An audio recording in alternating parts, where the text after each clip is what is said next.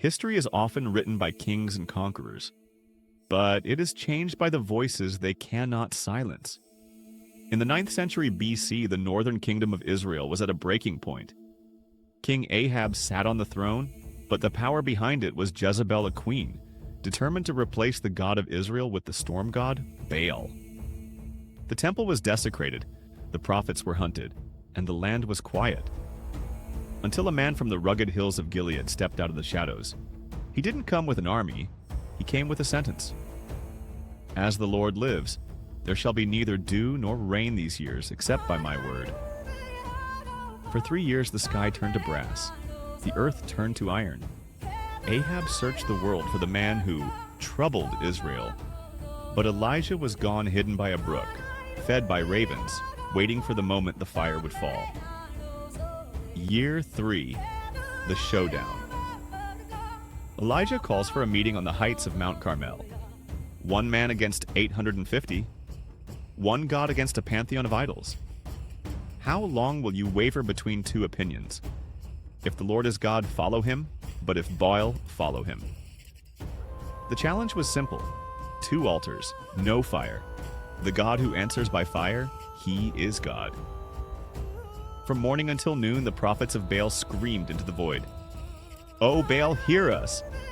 But there was no voice, no answer. Shout louder. Maybe he's daydreaming, or perhaps he's on a journey, or maybe he's asleep and needs to be woken up. Then Elijah stepped forward. He didn't just build an altar, he drenched it. 3 times he poured water until it filled the trenches. He made the miracle impossible. In an instant, the sky tore open. You would think fire from heaven would be the end of the story. But victory is often followed by a valley. Jezebel's death threat sent the man of fire running for his life into the wilderness. He was ready to die. He felt alone. He was burnt out. God didn't meet him in the wind. He wasn't in the earthquake.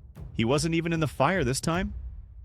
He was in a thin silence, a still, small voice. It was here that Elijah learned the greatest lesson of his life. God does not just rule the spectacular, he inhabits the quiet. Elijah was given a new mission, a successor named Elisha, and the strength to finish his course. The end of Elijah's journey was as unconventional as its beginning. He didn't see death. As they walked and talked, a chariot of fire and horses of fire appeared.